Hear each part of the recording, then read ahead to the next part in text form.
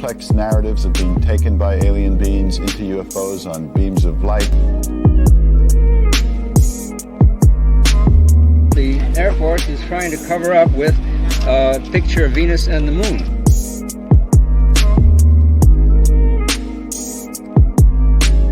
From my own point of view, I'm going to be very disappointed if UFOs turn out to be nothing more than visitors from another planet, because I think there could be something much more interesting.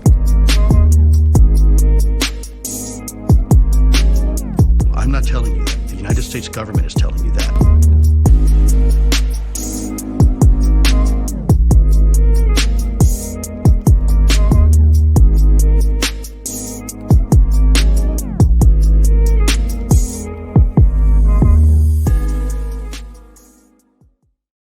Welcome back to Disclosure Team. Thank you guys for being here. This is a pre-recorded video, so no live chat today, guys. I'm not going to waste any more time. I'm looking forward to this conversation. This guest today, Matt Ford, is a friend. I consider him a friend. I've had the honor of appearing on his show, The Good Trouble Show. So without further ado, let me bring him in. Welcome, Matt. How are you doing? Vinny, I'm doing well, thanks. I was worried I was going to get punked and Mick West was going to show up on the screen first. So it's nice to see your face. How are things across the pond? Everything is very good this side, and I would never do that to you.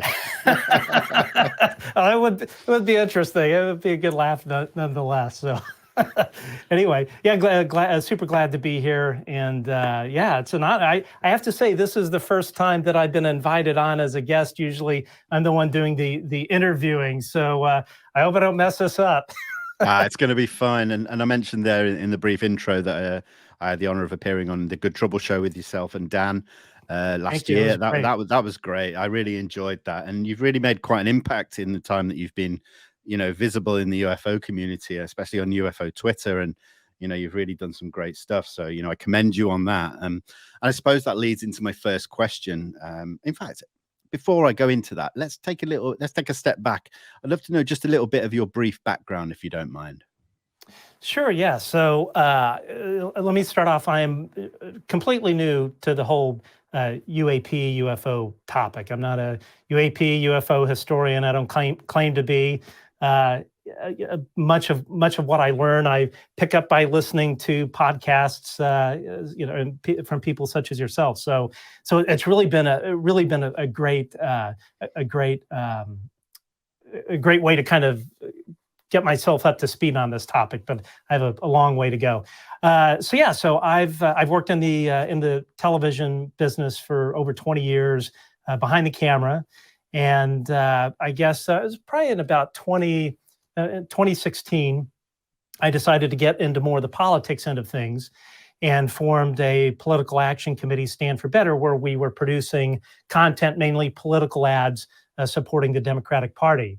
And it was just kind of something I fell into. This happened during the COVID epidemic, when things here in Hollywood were shut down, and was a way to sort of do what I felt was supported my political views, and it was great. We quickly became the third largest producer of political content supporting Democratic causes on Twitter and other platforms secondarily.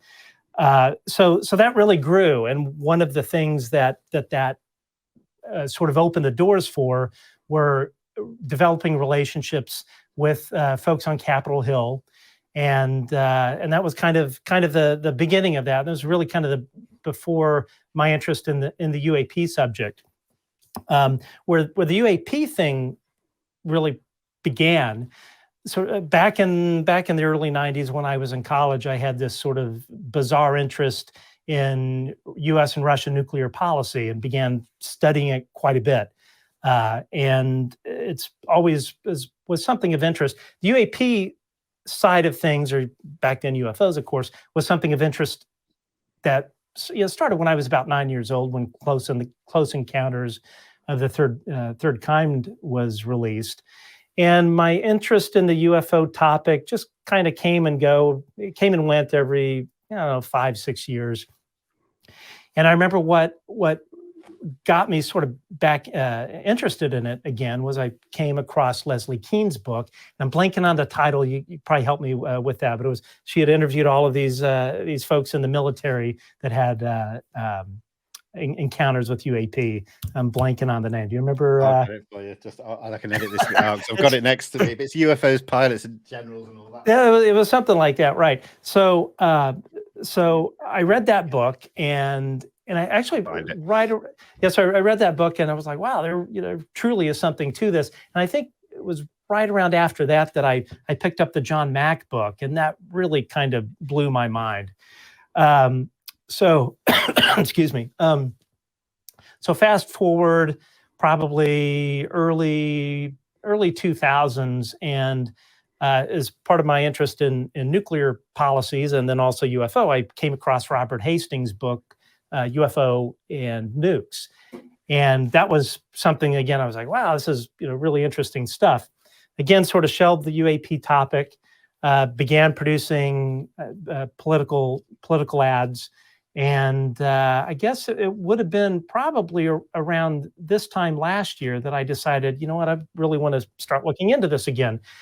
And backing up a bit, actually, yeah, rewinding a bit, it was when I first heard about this UAP report coming out of the ODNI back in, what was that, summer of 2021. That was really what started it all, or sort of reignited the fire of me being interested in this stuff. And so all of that developed, and that report came out. And that, right around that time when I decided to really start doing something about it, I decided I'm going to reach out to Robert Hastings and see if he would be interested in chatting about the nuclear aspect of this. And that really kind of started the ball rolling. Did some extensive telephone interviews with him that hopefully I'll release. And not too long after, interviewed Captain Robert Salas, Bob Salas, and David Chindelli. And that really sort of was the beginning of all of that. And then at that point, I decided, you know what, I'm going to reach out to my contacts on Capitol Hill and see if they would be willing to talk. And that was where it sort of took off. Yeah, that's great. Thank you so much. And you mentioned there the June 2021, the preliminary assessment on UAP.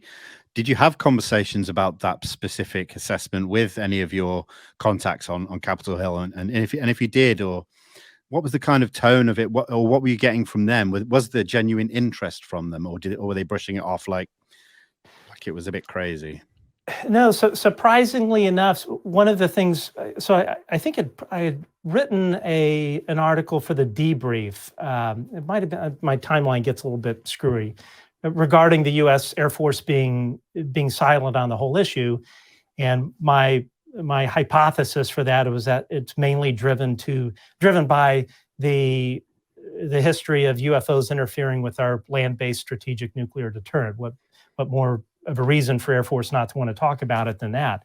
And it was either right before that or right after that I reached. Oh, sorry. I know I tend to jump around a bit. It's my ADD. Fine, honestly. My ADD kicking in.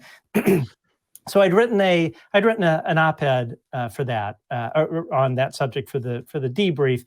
And at that time, for Twitter, I was going for the illustrious blue check mark. And at that point, before Elon bought everything, one of the workarounds to getting your account verified, even though we were a really large account, was writing op-eds. And so I asked around in one of my private groups if anyone knew a certain person in Congress. And this someone in my private group said, yeah, actually, I'll introduce you to this person's chief of staff. And I emailed this person and said, hey, I'm interested in writing an op-ed. Would this particular lawmaker be interested in going on the record? And the chief of staff set up a Zoom call. And when the Zoom call happened, I thought it was simply going to be, okay, what are you wanting to write about? What are you wanting this person to talk about? Blah, blah, blah. So I hop on the call. It was this lawmaker's comms person, national security advisor, and then there was a third person who I'm not quite sure who it was. So I hop on the call and tell them who I am and what we do. And I don't remember who it was on the call, said, "Okay, what do you want to know?" And again, I was primed for just saying, "Oh, we just want to write a story about this," and was frankly caught very kind of unprepared. Right. And said, "Okay, this is what was in the report. Is this really occurring?" And I'll never forget it, but there were several things that we spoke about. It was about a 10-minute long call. It was a voice only. There were no pictures. Right. But the main element that stuck out was that, yes, these things were real. It's considered a national security threat, that they were being observed on our space-based platforms. And the thing that really kind of threw me the most, which was from the National Security Advisor, this guy said, "Look, we may never understand where all of this stuff is coming from." And he wasn't, the discussion wasn't about a terrestrial source.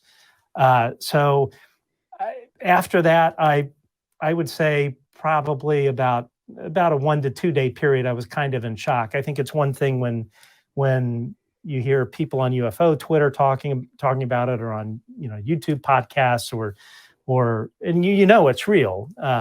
Yeah. But then to have somebody on Capitol Hill, on this person's staff, tell you that it is indeed real and that they're very much aware of it, that was a good bit of shock, to be honest. It took me a bit to digest it.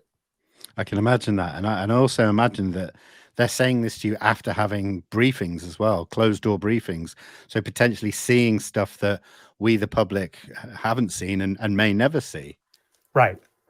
Yeah, that's... the one part of the conversation when the satellite stuff came up, they were or this guy was extremely careful about how he worded it. Obviously, our space-based platforms, ISR stuff, and intelligence, surveillance, reconnaissance, those are probably the most best kept, tightly held secrets.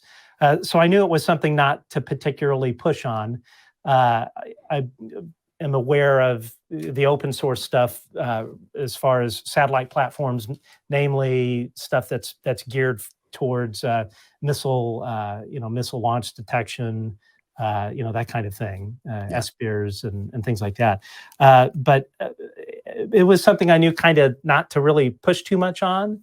But it was a surprise, and it wasn't a surprise. And there was also, and I don't remember the exact, I'd have to go back and look at my notes, but there was also reference to pushback from the DoD to try and put this stuff not back in the can. I don't remember exactly how it was put, but it was basically an inference to do what they could to push back on the congressional efforts to get this out in the open and wrestle it away from the DoD. I mean, there's no surprise there to hear about pushback. I think that's just a given with this subject, looking back over the decades, the many decades. So, coming from this political background of yourself, how does it feel to see something become such a big bipartisan effort? Because there's not that much, from my understanding, in the US that kind of brings the two sides together. Is that something that you were surprised about? Is it good? Like, what are your thoughts on that? Well, obviously, primarily what I do comment about on the Good Trouble Show is mostly political commentary, and politics in America is extremely tribalistic, and it's kind of been heading that way for a very long time. But in many ways it's surprising, but in some it's not. I think that when so people that sit on these Senate Senate Intelligence Committees, Armed Services Committees, all those sort of things that deal with the nation's national defense, these folks are cleared to be able to see this intelligence product. And obviously some of this, as many people have talked about, could very well be surveillance by China or Russia. But as people like Lou Elizondo and others have spoken about, these same vehicles have been observed going back all the way to World War II, when there was no such thing as jet propulsion. So when these folks, I think, see this stuff, it's very clear that it's not made by human hands.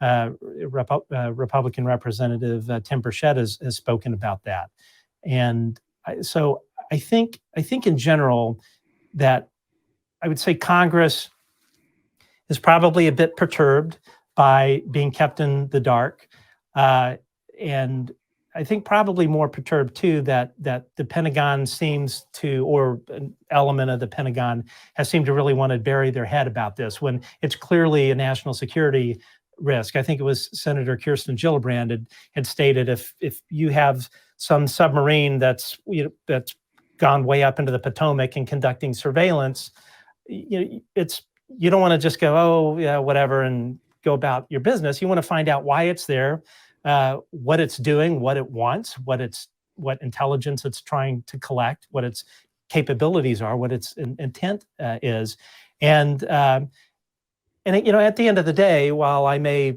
disagree with my Republican friends, I know at the end of the day they love this country as much as I do. We may just differ on policy. So, really, in many ways, it's no surprise that this is a big deal, and that they're taking it seriously. And my hope is that it will continue to be a bipartisan issue, as it should be.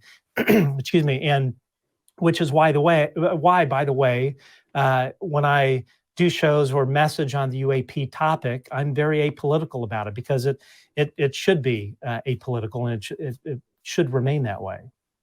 I completely agree, and I think you do it absolutely fantastically. So, thank you. Yeah, definitely.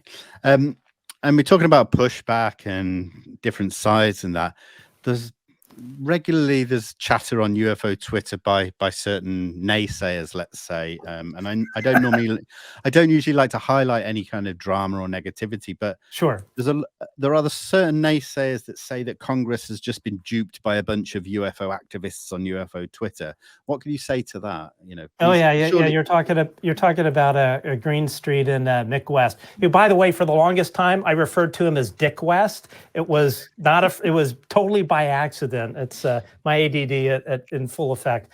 The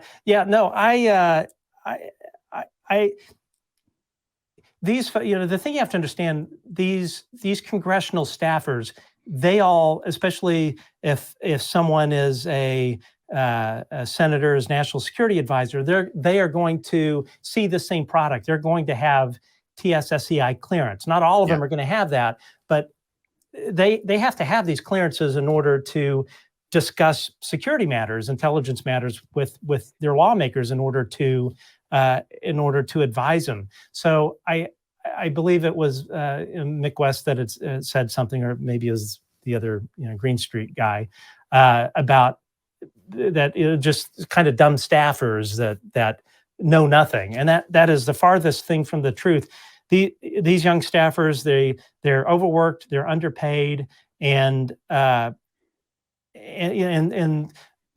they are not going to, let's say you're Lou Elizondo and you're initially going to go talk to a staffer who's then going to brief the senator and then make that connection.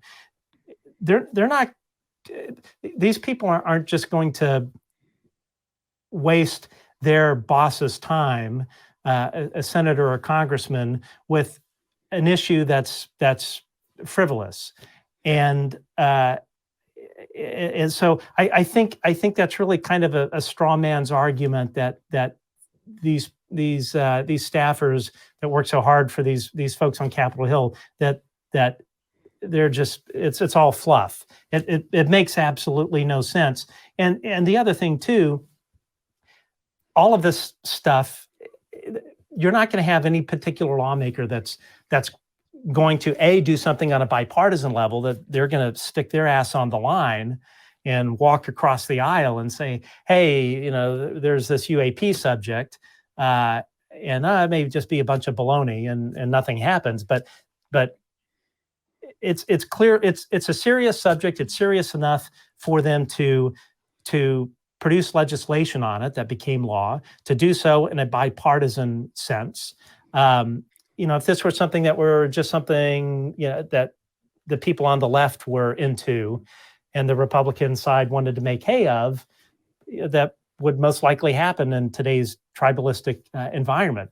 But I think that in and of itself tells you to a great deal the seriousness and the awareness on both sides of the aisle, the people in Congress that are able to view the product and receive these briefings, that this is a really big deal and it is a national security problem. And this is something that it's high time that they need to come clean about or spill the beans on why this has been kept under wraps for such a long time. Yeah, absolutely. And I've had a very similar conversation with a few friends about the importance of staffers when it comes to this subject. They're not just there as minions, let's say. They are a vital part of this, and they can get this issue up to the people that it needs to go to. So I've been taught and told about US politics a lot in the last couple of years, and that these staffers are genuinely vital and very important pieces of the puzzle. So I appreciate what you said there. Yeah, sure. Yeah, and going back to that conference call that I had, these folks knew what they were talking about. This wasn't some guy fresh out of college, and they were very well versed on the subject. They were very aware of the politics at play with the DoD, and of course very aware of the reality that what we're talking about is not Russia or China or seagulls. That it's a very real thing, and there was nothing that I asked that they weren't able to answer in a very informed, quick way. They were very briefed on what was going on with the subject. Yeah, absolutely. And another thing I suppose that's related to this is the National Defense Authorization Act. Over the last few years, we've seen UAP related language, in the act that's been signed into law every year. And it almost seems like each year that goes by, it's more advanced, developed language that really is trying to pinpoint where we can get this information to be able to bring it out, or at least let Congress understand some historical significance of what's been happening behind the scenes. So, I'd love to know your thoughts on the NDAA, and especially this one that just passed in December of 2022, because we're now having this word whistleblowers thrown in there, whether that's in the act or whether that's just kind of this buzzword that's flying around UFO Twitter. But I'd love you to hear your views on the NDAA, but also this language that we're now seeing. I think this is really significant. When I interviewed Robert Salas, that was the first time I had ever heard of these non-disclosure agreements. Excuse me. And not everybody, from what I understand, has been required to sign them. But he was, for instance. It was I forgot exactly the details, but he had heard someone else speak about his incident at Malmstrom, and therefore he assumed that it was okay for him to speak about it. But excuse me. The thing to understand with these folks, and I have family that has served and continued to serve in the military. Classification, when you have a clearance, that in many ways is gold to these people. So if there's a huge amount of money that's spent on giving someone or someone obtaining a top secret or TSSCI clearance, the maintaining of it, it costs a lot of money to do that. And that is also that person's golden ticket for when they decide to exit the military, retire from the military, and go into the private contracting world. If they are holding that clearance or a company is holding that clearance for them, that is what guarantees their employability, their future employability. Yeah. So there's that aspect of it. So if you signed a non-disclosure agreement and you're involved in a historical UAP legacy program, and you're threatened with if you break that secrecy oath with losing your secrecy or your clearance, that's going to affect how you're going to be able to put food on the table. Not to mention the other aspects of it, such as time in Leavenworth prison, $10,000 fine, loss of retirement. So these secrecy agreements are significant. Yeah. And from what Robert Salas had shared, that was actually fairly common with anyone in the nuclear ICBM world that had these incidents happen where their missiles were shut down, that almost 9 times out of 10 they had to sign a secrecy agreement. These folks are not going to break it, obviously, because of the legal jeopardy that they would put themselves in. So the whistleblower protection in the NDAA, I think, is significant. Again, I'm not an expert on this. There are people much more informed about this than I am. But it seems to me that is a really significant step forward that will allow people, for instance, what I understand is Bob Salas has been called to testify in front of Arrow. Now, as I think everyone here probably knows, part of that's the whistleblower protection doesn't mean you can go and testify in front of Arrow or testify to their senator or congressman and then go chat about it to the New York Times. Obviously, it wouldn't be Julian Barnes, but maybe somebody else at the New York Times, Leslie Kean or Ralph Blumenthal. But my understanding is that it is significant. And I mentioned this, I think, in a tweet.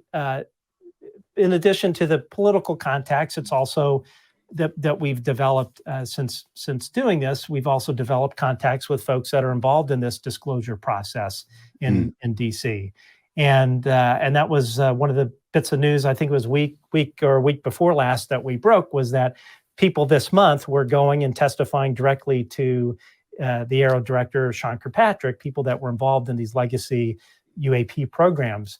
And so, so that's pretty significant news that it's opened the door up, that people that were involved in these programs feel compelled, which I'm glad they are. Obviously, they're doing this at great risk to go and talk to people in Washington, because obviously this has been hidden from a great number of people in DC and especially Congress about what's been going on.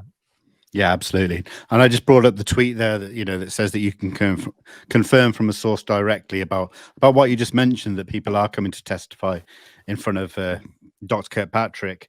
One thing that I have to ask about, and this is something that comes up with me all the time, I'm lucky enough to have sources in various places when it comes to UFOs and UAP, but a lot of people seem to have a problem with sources. What is your kind of response to that? Because I've built source trust and I respect source anonymity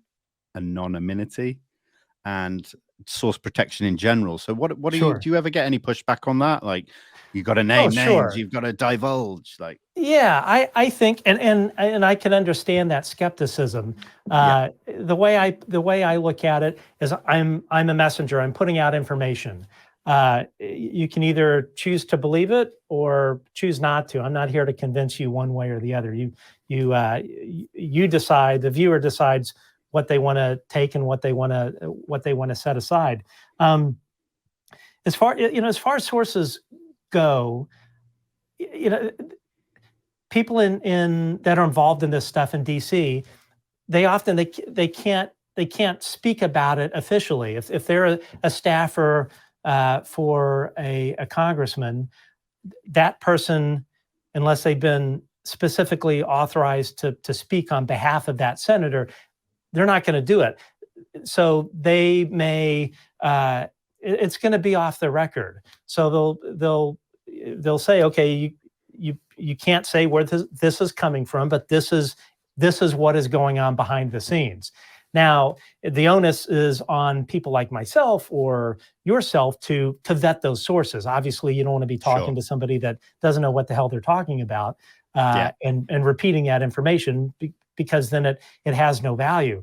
But anonymous sources, I mean, that's been something that's been part and parcel of this sort of thing for a very long time. I mean, if you go all the way back to Watergate, Deep Throat was the anonymous source to the Washington Post. And I think it wasn't until like 30 years later that that source was finally revealed to be who to be the, I don't know who it was, I don't recall, but that's just kind of the way it works. And I think it was Jeremy Corbell spoke about this a while back, that the way to be trusted with information is to be trustworthy. So if somebody that's sitting, a staffer in Congress that deals with national security issues, is telling you something about UAP and saying, okay, you can talk about this, but you can't talk about this, and all of this is off the record, you respect that.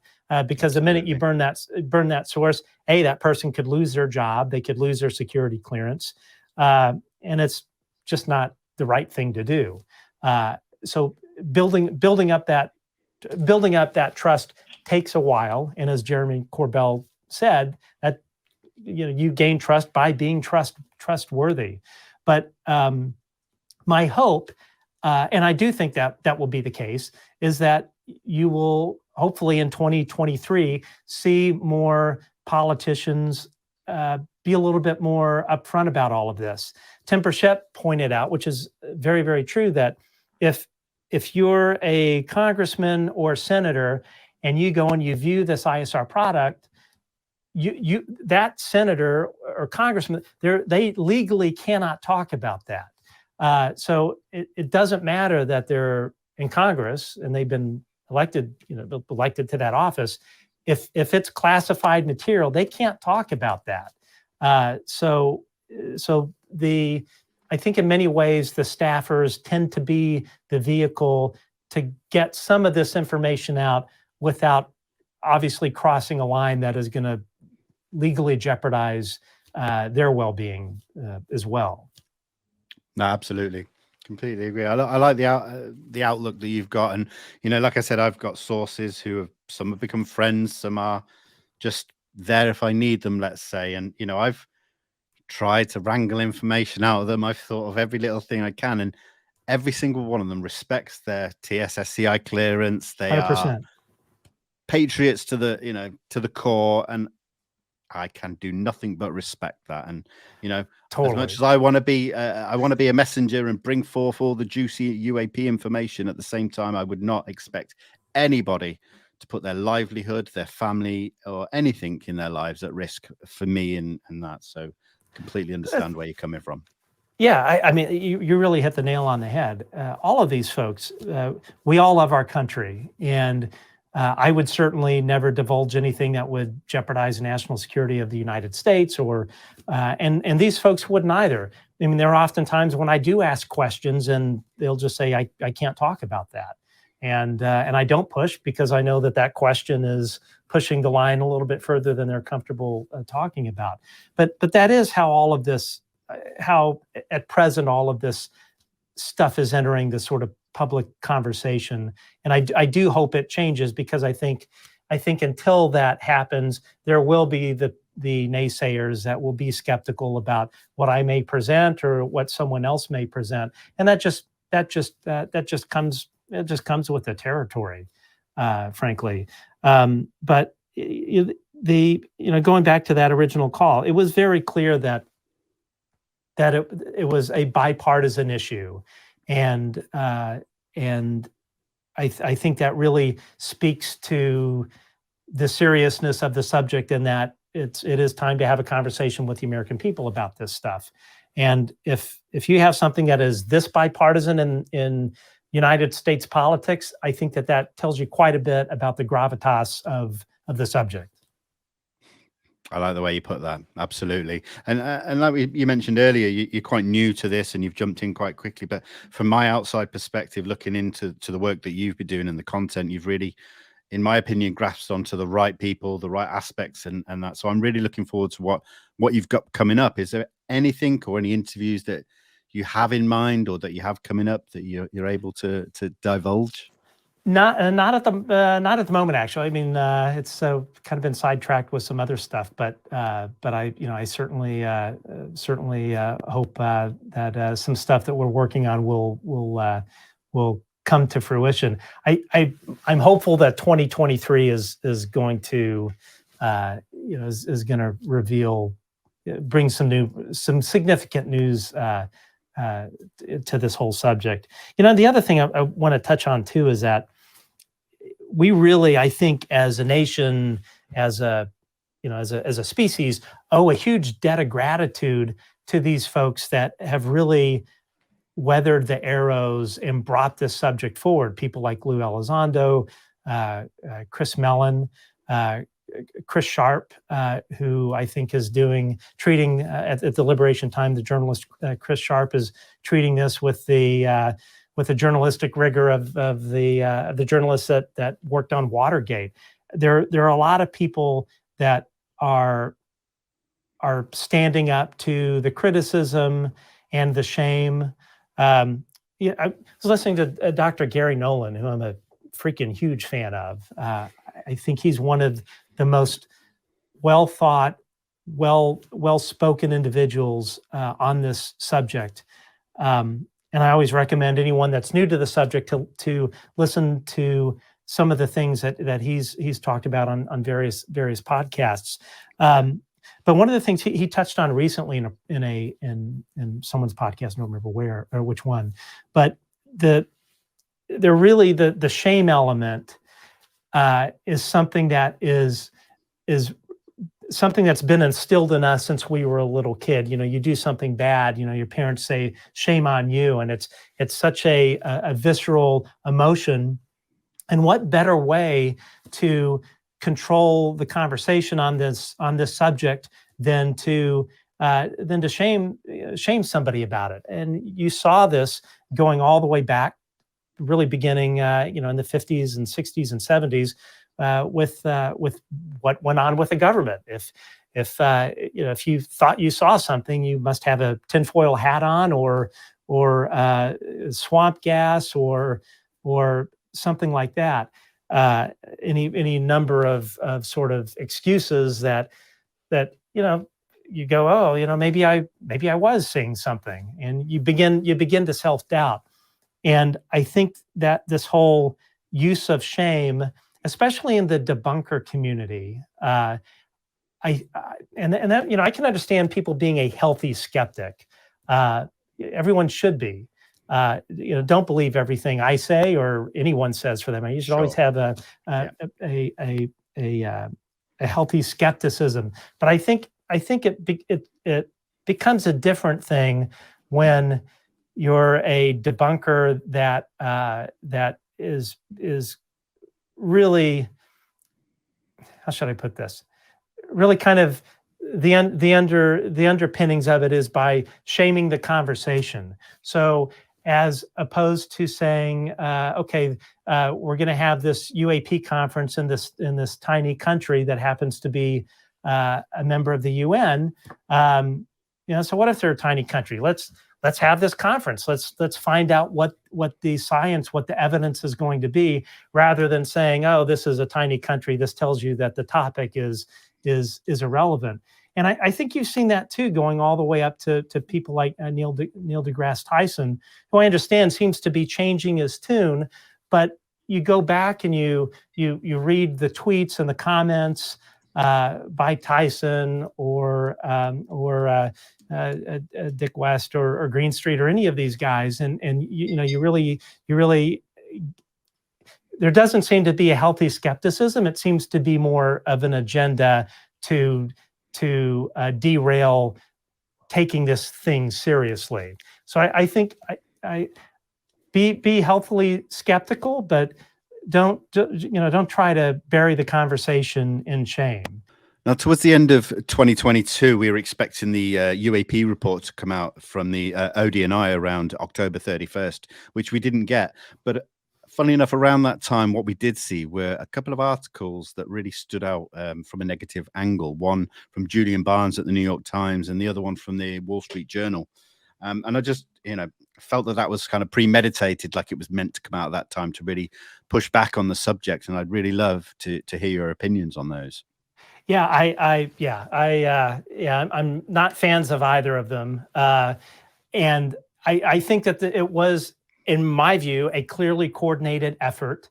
I don't know who from what was the department that Lou used to work for, ODNII or something like that. OUSDI. OUSDI, yeah. We know the government loves all these acronyms. I am sure, I don't have firsthand knowledge of this at all. No one has ever said anything to me, but I think it is pretty clear that this was some kind of coordinated effort. And I believe it's either Jenkins or the other guy. Julian Barnes? Julian Barnes, yes. Worked with each other or at the same publication, either Wall Street Journal or New York Times. Who knows? I mean, purely it's all hypothetical there. But this all touches back on what Dr. Gary Nolan said of this whole thing of using shame to control the narrative. Hallman Jenkins, who I like to call Jackass Jenkins, that's just me. He I think it was an article shortly after the report was supposed to come out. He said something about, I forgot what the exact headline was, but it was something about that the real national security threat are the UAP crowd, or I forgot how he put it. I mean, you read these things. First of all, the Wall Street Journal and the New York Times in the United States, that carries a lot of weight in the political world. Everybody reads that stuff. So if you're someone in the DOD and you see this train heading down the track and you're looking for ways to derail it or slow it down or let's just say sow doubt in the minds of lawmakers, what better way to do it, or better yet, sow doubt in the constituents who elected these folks, and for the constituents to go, oh, hey, why are these guys spending money on this whole UFO thing? What better way to do that than to enlist the guy that is your national security correspondent, Julian Barnes, for instance, in the New York Times, to go to him and say, okay, look, we've given you, I've really helped you out with these stories on Afghanistan or whatever. Now it's time for you to scratch my back. This is what we would love for you to say, hint, hint, wink, wink, nudge, nudge, about this topic. Hallman Jenkins, I think, is on a different level of jackassery, to be honest. I don't know what the hell is wrong with that guy. But just the spewing of what comes out of these folks is, again, I'm no journalist, but I think if I were the editor of the New York Times and the Washington Post, I would, the New York Times and the Wall Street Journal, I personally would be embarrassed as an editor to be putting forth that kind of junk journalism. A good example with the New York Times, Ralph Blumenthal, Leslie Kean, and Helene Cooper. Helene Cooper. From what I understand, when they provided, or when they came up with that bombshell story in 2017 in the New York Times, they had to show backup. They had to provide sources to the editor in order for this article to fly.